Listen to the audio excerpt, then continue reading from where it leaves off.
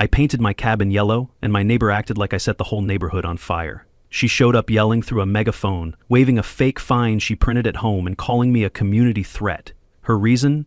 Yellow isn't an approved color and might lead to chaos, or worse, pink lawn chairs. She says she's the HOA president, even though no one remembers voting, and she went full drama mode. Posters, flyers, fake rules, and hours stalking me from across the street. It's just paint, but to her it's the end of civilization. If you've ever had a neighbor who treats lawn height like a federal crime, you'll get it. Drop a comment with your craziest HOA story, or just tell me what color you'd paint your house to give the neighborhood busybody a heart attack. It all started on a peaceful Tuesday morning in late April. I'd been living in my grandfather's old cabin on Mirror Lake for about 8 months now, ever since my divorce finalized and I decided to start fresh. The cabin sits right on the water's edge, surrounded by towering pine trees that make the whole place feel like something out of a postcard. I run a small boat repair business out of the garage, fixing up kayaks and canoes for the summer tourist season. It's simple work, honest work, and exactly what I needed after years of corporate stress. The cabin itself is a classic 1960s build. Wood paneling, stone fireplace, and that authentic lakefront charm that you just can't fake. Problem was, the exterior paint was peeling worse than a bad sunburn, and with rental season approaching, I knew it needed a fresh coat. I'd chosen a warm yellow, cheerful, classic, something that would brighten up the lakefront and maybe attract more rental customers. I was about 3 hours into the job, working my way along the front wall facing the lake, when I heard footsteps crunching through the gravel driveway behind me. I turned around, expecting to see maybe Tom from next door or one of my boat repair customers. Instead, I found myself face to face with a woman I'd seen around the neighborhood but never really talked to. She was maybe late 30s, wearing what looked like a business blazer that had seen better days, and clutching a manila folder like it contained state secrets. But what really caught my attention was the badge pinned to her chest, a laminated piece of paper that read President HOA in bold Comic Sans font. "Excuse me," she said, marching up to my ladder with the confidence of someone who'd never been told no in their life. "I'm Stella Chapman, president of the Lakeside Community Homeowners Association. You can't just start painting without proper approval from the board." I set down my brush and climbed down from the ladder, wiping my hands on my jeans. The whole situation felt surreal, like being scolded by someone playing dress-up. "I'm sorry, what now?" I asked, trying to keep my voice friendly. "This is my property, and I'm just giving it a fresh coat of paint." Stella's eyes narrowed as she flipped open her folder and pulled out what looked like a hand-typed list. According to HOA guidelines, all exterior modifications must be submitted for review at least 30 days in advance. This includes paint color changes, landscaping alterations, and any structural improvements. I couldn't help but chuckle a little. The whole thing felt like an elaborate prank. "Look, Stella, I appreciate your enthusiasm for neighborhood organization, but I'm pretty sure I can paint my own house whatever color I want. It's just paint, not a constitutional amendment." Her face went red faster than a traffic light. She jabbed her finger at the yellow section I'd already completed and practically shouted, "It's yellow, Stella. It's cheerful, it's bright, and it's paint, not a crime scene." But Stella was having none of it. She started pacing back and forth in front of my cabin like a general planning a military campaign. "The rules are the rules, Mr. She paused, waiting for me to fill in the blank. "Hayes, Timothy Hayes." "Mr. Hayes," she continued, "ignoring HOA regulations sets a dangerous precedent. If we let one person do whatever they want, soon we'll have pink houses, purple fences, and complete chaos. I simply cannot allow that to happen on my watch." I picked up my paintbrush again, partly because I wanted to finish the job and partly because I was starting to get annoyed. "Your watch? Stella, with all due respect, when exactly did the neighbors elect you president of anything?" That question seemed to hit a nerve. Stella clutched her folder tighter and lifted her chin defiantly. "The Homeowners Association was established to protect property values and maintain community standards. As the only person willing to take on the responsibility of leadership, I was naturally selected to serve as president. Translation, she'd appointed herself. I dipped my brush back in the paint and turned toward the cabin wall. "Well, congratulations on your self-nomination, but I'm going to keep painting my house." I expected her to argue more, maybe wave her folder around and quote more made-up bylaws. Instead, she just stood there for a moment, staring at me with the kind of intensity usually reserved for people plotting revenge. Then she turned and walked away, but not before muttering just loud enough for me to hear, "You'll learn to respect the rules around here, Mr. Hayes." As I watched her disappear around the bend in the gravel road, I had no idea that I'd just fired the opening shot in what would become the most ridiculous week of my life. If I'd known what Stella Chapman had planned, I might have packed up my paint supplies and taken a very long vacation. But hindsight is 20/20, and at that moment, all I wanted to do was finish painting my lake cabin and get ready for what I hoped would be a profitable summer season. Little did I know, Stella was already planning her next move. The next morning, I woke up to find a bright orange piece of paper taped to my front door. At the top, in bold letters that looked like they'd been printed on someone's home computer, it read, "Official Violation Notice, Lakeside Community Assassination." Below that, in the same Comic Sans font as Stella's badge, was a detailed description of my apparent crimes against the neighborhood. Unauthorized exterior paint color modification, fine $200. Failure to submit proper paperwork, additional fine $100. Total amount due $300. Payment must be received within 5 business days or further action will be taken. I couldn't help but laugh out loud. The whole thing looked like a middle school project, complete with a clip art logo of a house that Stella had obviously found online. I was still chuckling when I heard the familiar crunch of gravel that meant someone was coming up the driveway. This time I wasn't surprised to see Stella approaching, armed with what looked like a fresh stack of papers and wearing her President HOA badge like a Medal of Honor. "Good morning, Mr. Hayes," she called out with the fake sweetness of a telemarketer. "I trust you received our official communication regarding your violation." I held up the orange paper and waved it slightly. "You mean this masterpiece?" "Yeah, I got it. Very official looking. I especially like the part where you fined me $300 for painting my own house." Stella's smile never wavered, but I could see her jaw tighten. "The fines are clearly outlined in our community guidelines," she said, pulling a stapled packet from her folder. "Perhaps you'd like to review the complete bylaws so you can better understand our expectations." She handed me what had to be at least 20 pages of single-spaced text. The cover page even misspelled community, as I flipped through a few pages, scanning rules that ranged from ridiculous to downright bizarre. Rules like no driveways parking over 48 hours showed just how out of touch this HOA was. "Stella," I said, looking up from the packet, "who exactly wrote these rules?" Her chest puffed out with pride. "I did, of course. As president, it's my responsibility to establish guidelines that protect our community's character and property values." "And who else is on this board of yours?" I asked. "Surely you don't run the whole association by yourself."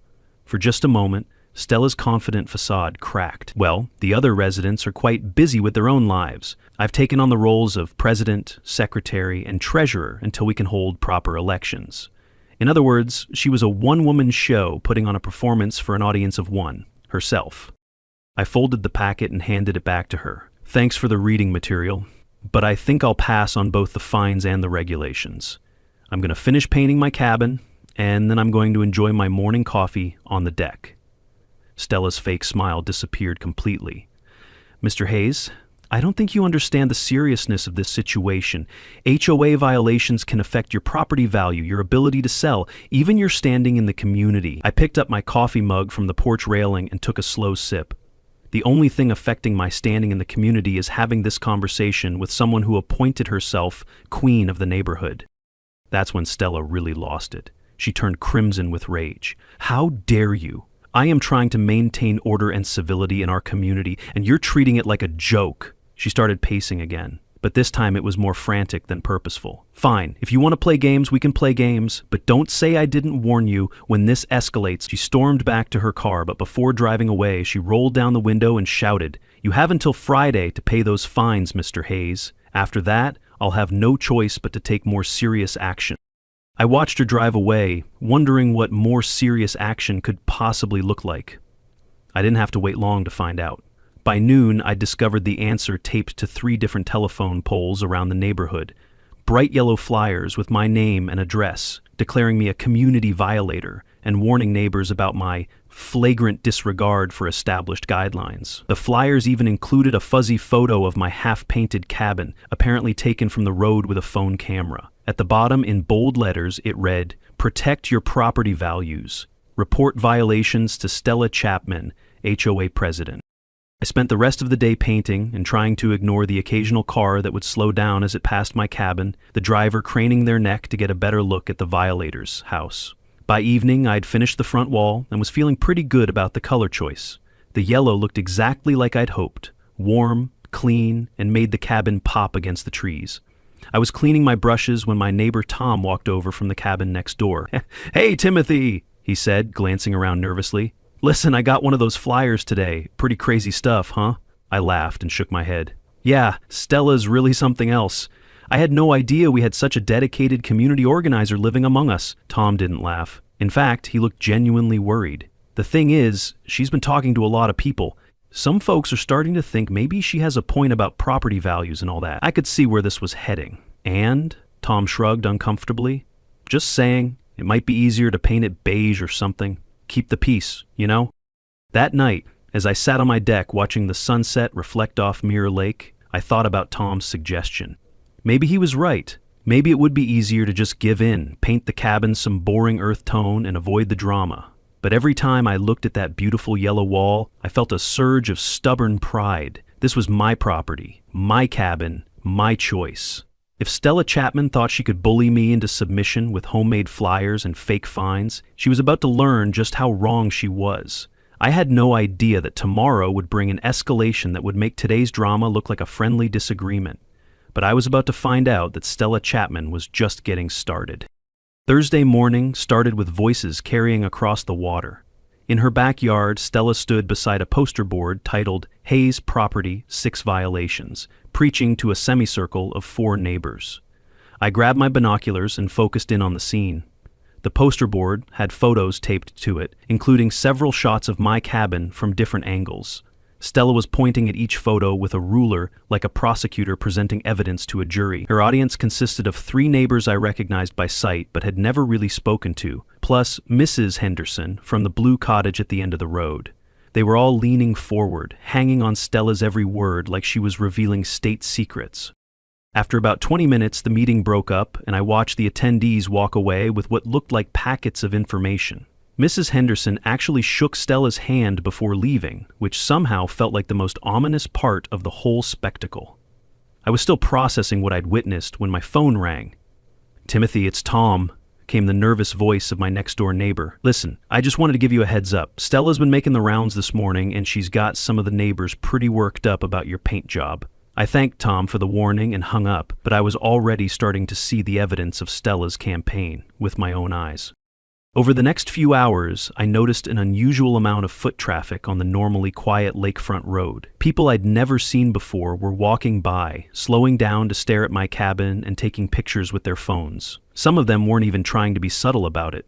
They'd stop right in front of my driveway and point at the yellow wall like I'd hung disco lights and painted it neon. Around noon, I decided to take a walk through the neighborhood to see what Stella had been up to. What I found was worse than I'd imagined. She hadn't just put up flyers on telephone poles, she'd created an entire propaganda campaign.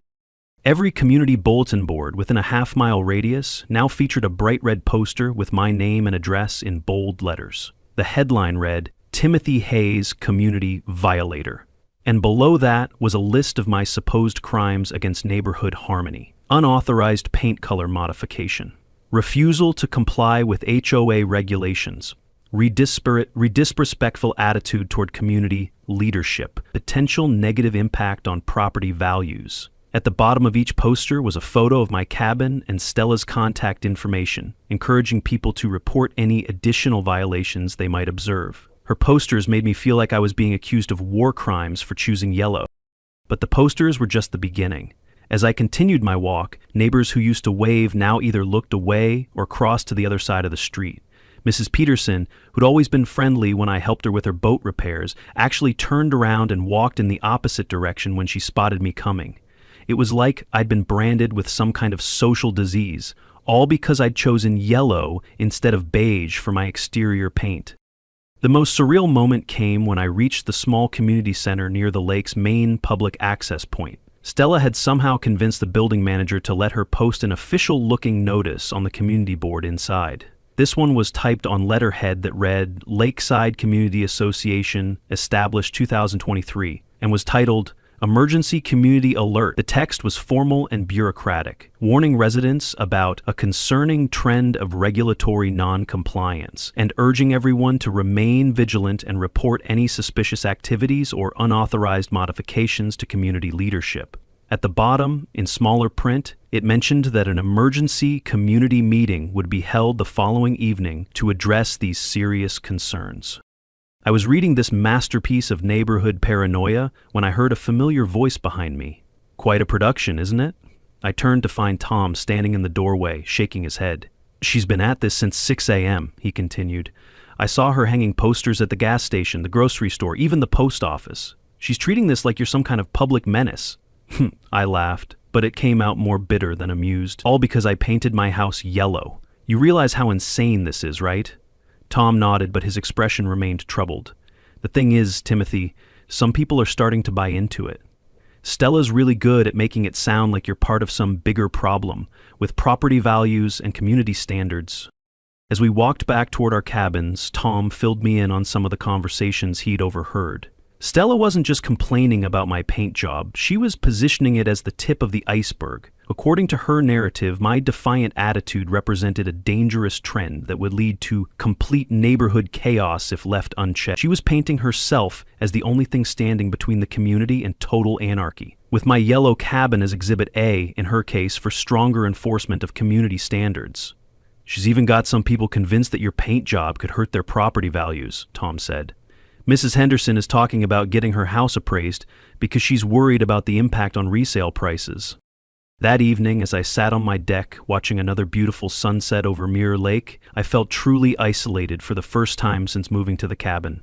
The peaceful community I'd fallen in love with was starting to feel hostile and unwelcoming, all because one person had decided to turn my home improvement project into a neighborhood crisis. I was beginning to understand how quickly social dynamics could shift when someone with enough determination and free time decided to manufacture a problem where none had existed before. People were avoiding me, treating me like a pariah, all based on Stella's manufactured outrage about paint colors.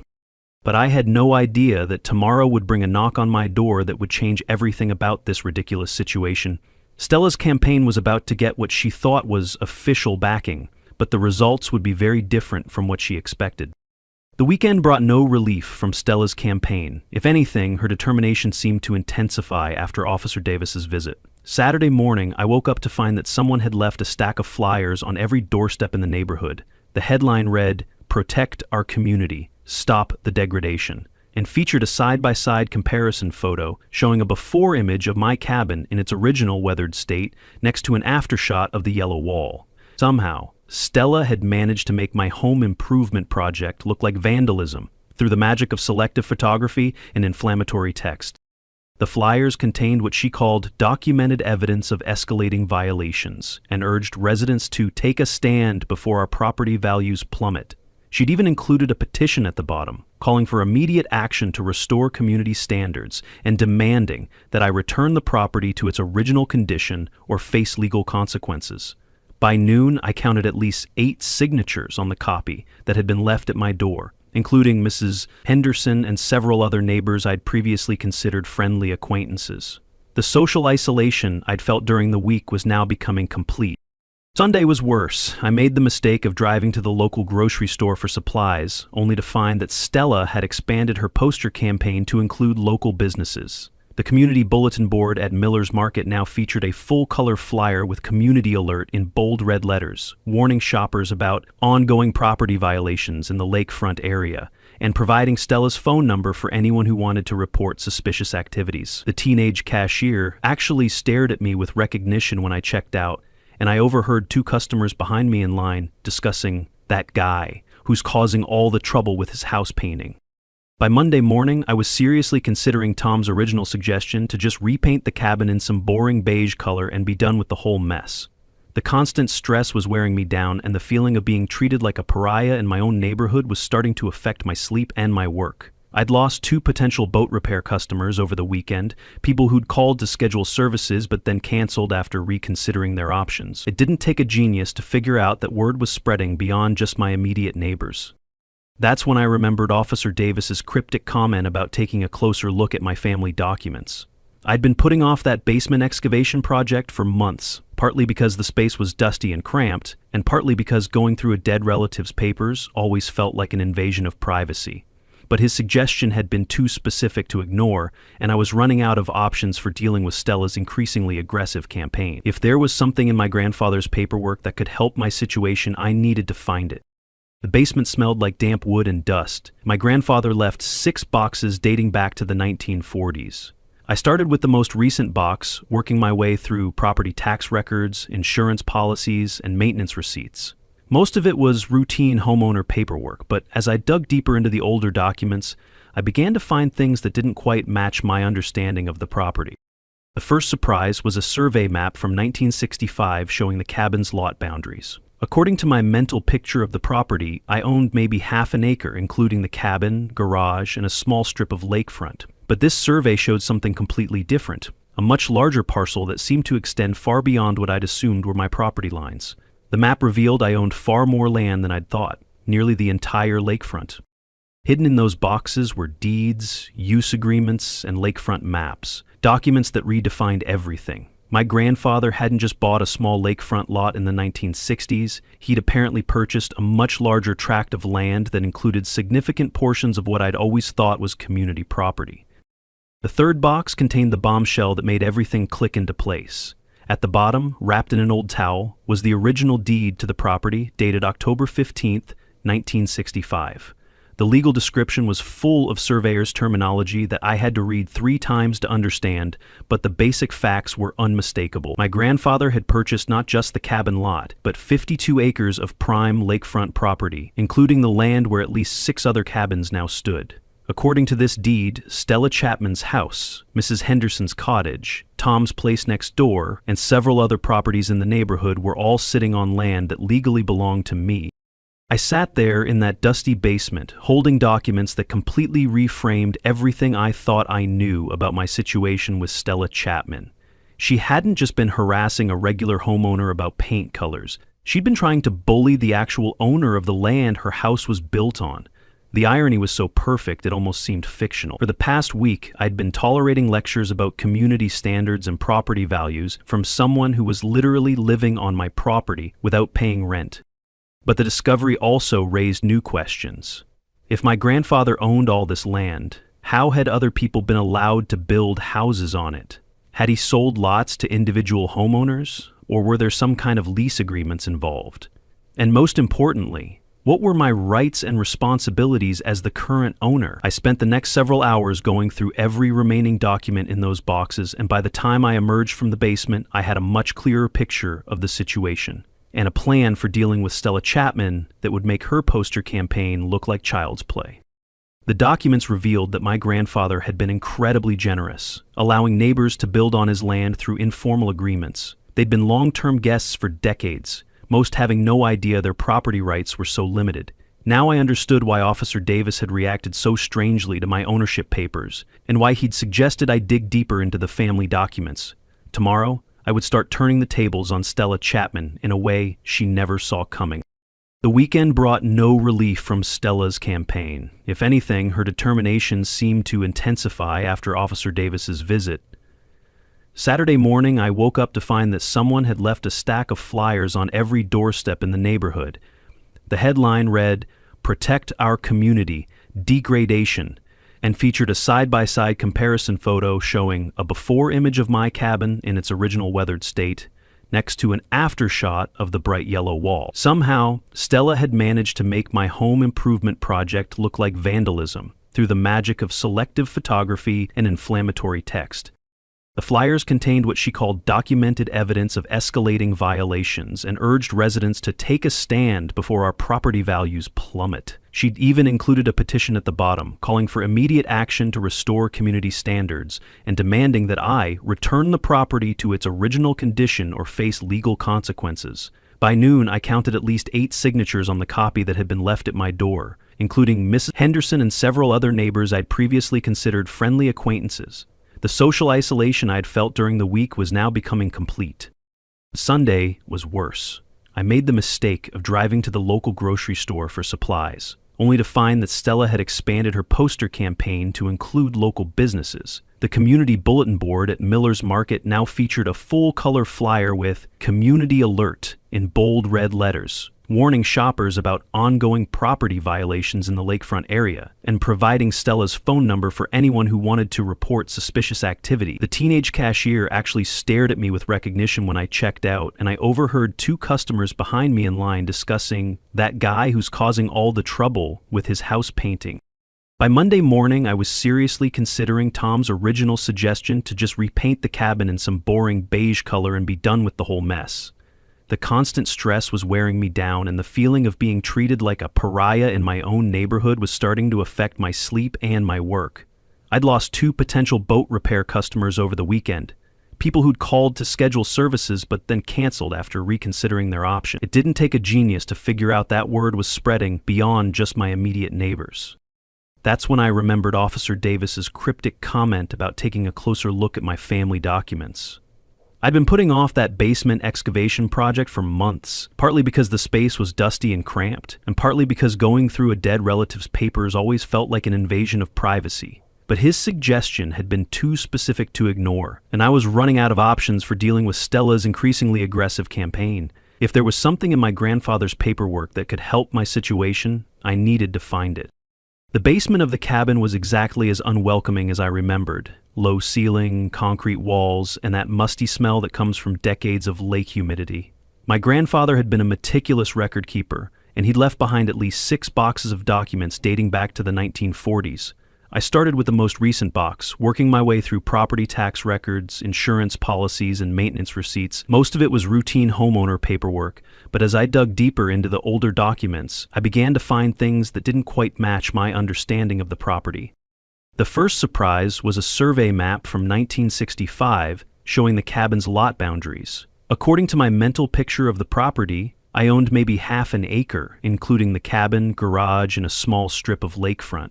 But this survey showed something completely different, a much larger parcel that seemed to extend far beyond what I'd assumed were my property lines. I found myself staring at the map for several minutes, trying to reconcile what I was seeing with what I thought I knew about my inheritance. The second box contained even more interesting documents. Purchase agreements, mineral rights transfers, and something called a lakefront development agreement that I'd never heard of before. As I read through these papers, a picture began to emerge that was very different from the simple cabin inheritance I'd assumed I'd received. My grandfather hadn't just bought a small lakefront lot in the 1960s. He'd apparently purchased a much larger tract of land that included significant portions of what I'd always thought was community property. The third box contained the bombshell that made everything click into place. At the bottom, wrapped in an old towel, was the original deed to the property dated October 15, 1965. The legal description was full of surveyor's terminology that I had to read 3 times to understand, but the basic facts were unmistakable. My grandfather had purchased not just the cabin lot, but 52 acres of prime lakefront property, including the land where at least 6 other cabins now stood. According to this deed, Stella Chapman's house, Mrs. Henderson's cottage, Tom's place next door, and several other properties in the neighborhood were all sitting on land that legally belonged to me. I sat there in that dusty basement, holding documents that completely reframed everything I thought I knew about my situation with Stella Chapman. She hadn't just been harassing a regular homeowner about paint colors. She'd been trying to bully the actual owner of the land her house was built on. The irony was so perfect it almost seemed fictional. For the past week, I'd been tolerating lectures about community standards and property values from someone who was literally living on my property without paying rent. But the discovery also raised new questions. If my grandfather owned all this land, how had other people been allowed to build houses on it? Had he sold lots to individual homeowners, or were there some kind of lease agreements involved?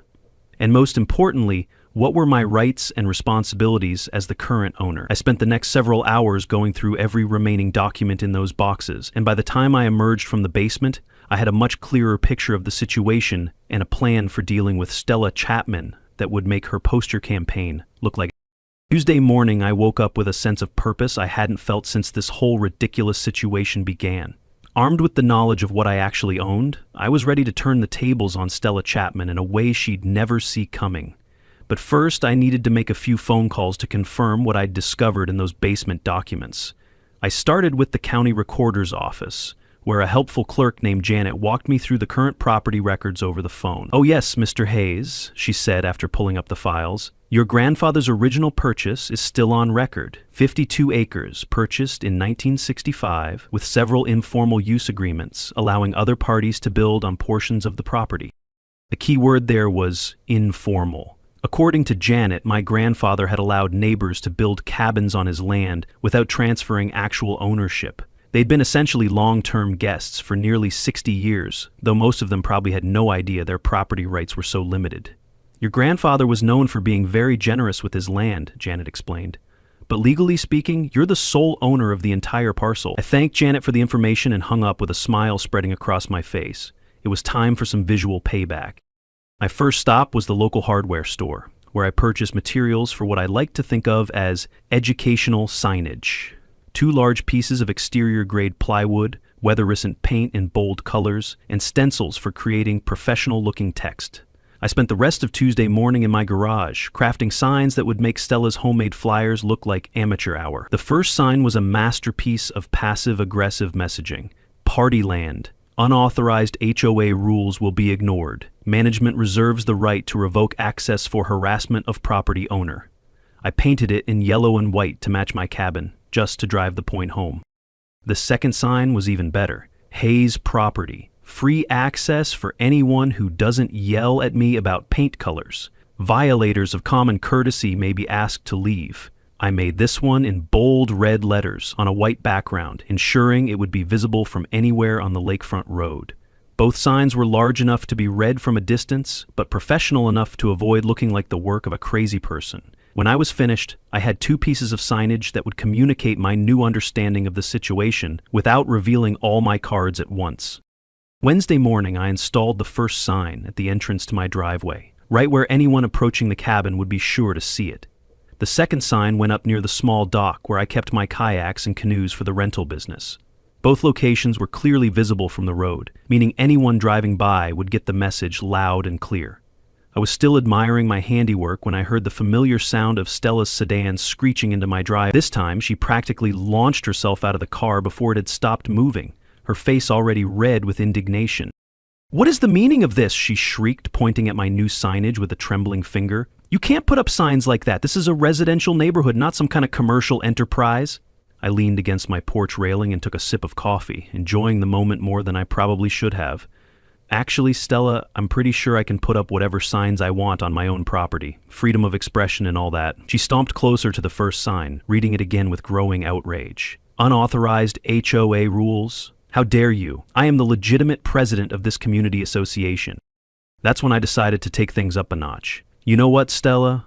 I think you're right about the importance of property rights and community standards, which is why I've decided to take a more active role in neighborhood management myself. Starting this weekend, I'll be implementing some new policies for lakefront access and community activities." Stella's confusion was evident. "What are you talking about? You can't just implement policies? That's what the HOA is for." I pushed myself away from the railing and walked down to where she was standing. "Here's the thing, Stella.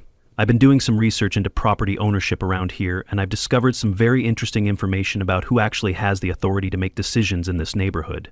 Her face went from red to pale in the span of about 3 seconds. "What kind of research?" she asked, her voice suddenly much quieter than before. I smiled and gestured toward the lake. "Did you know that property ownership records are public information? Very educational stuff." The weekend brought my next phase of visual payback. Saturday morning, I set up a small folding table near the public access point where the neighborhood road met the lake shore. I'd made a simple sign reading, "Lakefront Access Control Courtesy Check," and positioned myself there with a clipboard and a friendly smile. "Good morning," I'd call out cheerfully. "Beautiful day for enjoying the lake, isn't it? I'm Timothy Hayes, and I'm conducting a quick courtesy survey to help improve our community environment." The conversations ranged from awkward laughs to full-on support. Some people shared their own stories about overzealous neighbors, while others looked confused and hurried past. Sunday evening brought the confrontation I'd been expecting all week. Stella appeared at my door just as I was cleaning up from another day of lakefront access management, and she was angrier than I'd ever seen her. "This ends now, Hayes," she shouted before I'd even opened the screen door. "Either you remove those insulting signs, Repaint your cabin an appropriate color and issue a formal apology to the homeowners association, or I'll be forced to take legal action to have you removed from this neighborhood permanently." I looked at her standing there in her wrinkled blazer and crooked HOA badge, practically vibrating with rage, and realized that she had no idea how badly she was about to lose this fight. "Legal action?" I asked calmly. "That's interesting. What kind of legal action were you thinking of, Stella?" She lifted her chin defiantly and played her final card. "Trespassing charges. This lakefront area is community property and you have no right to control access or harass visitors.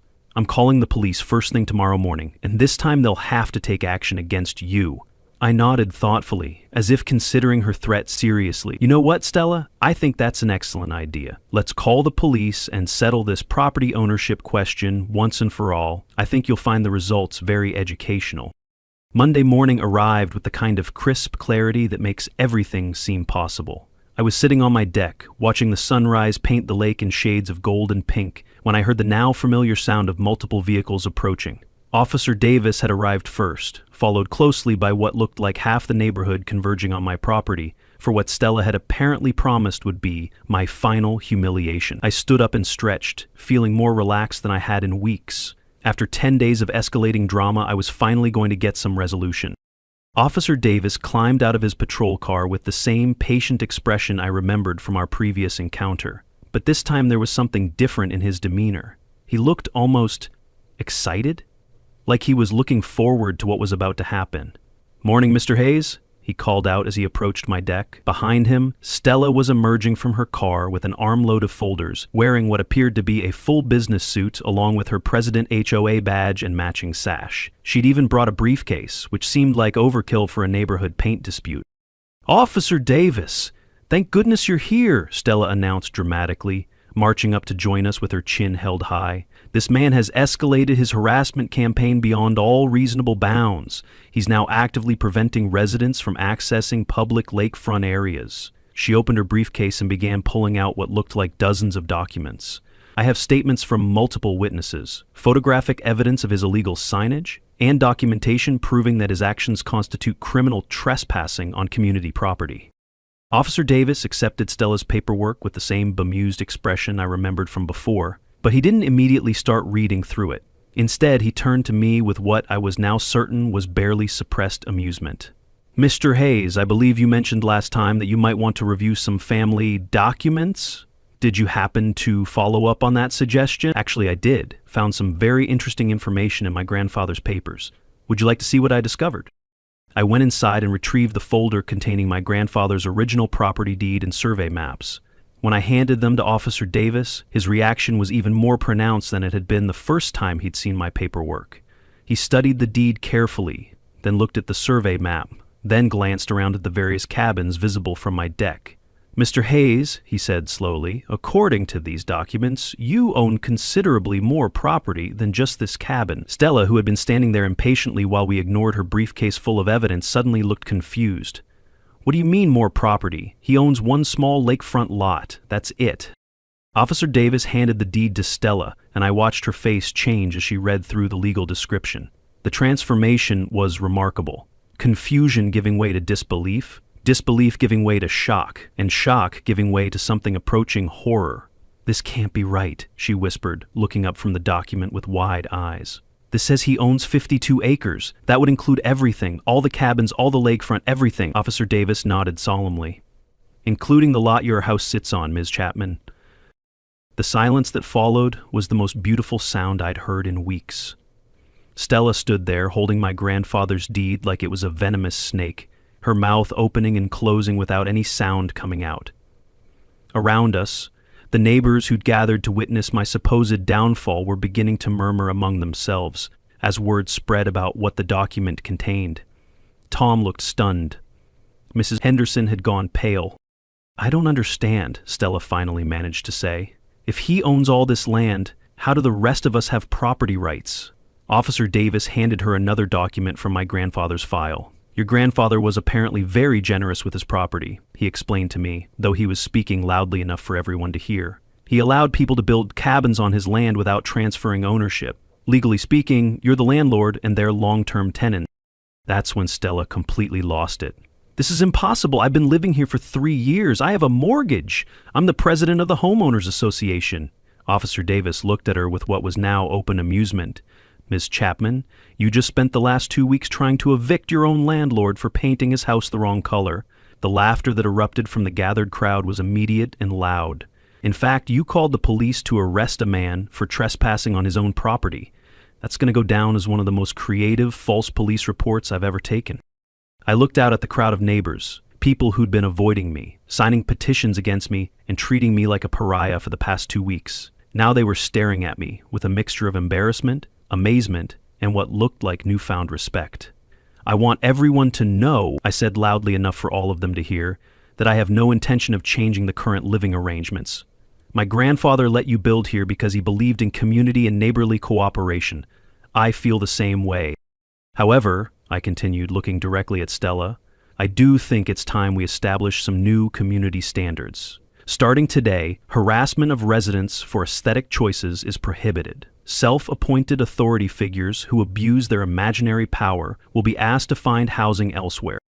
Officer Davis closed his notepad and adjusted his uniform belt.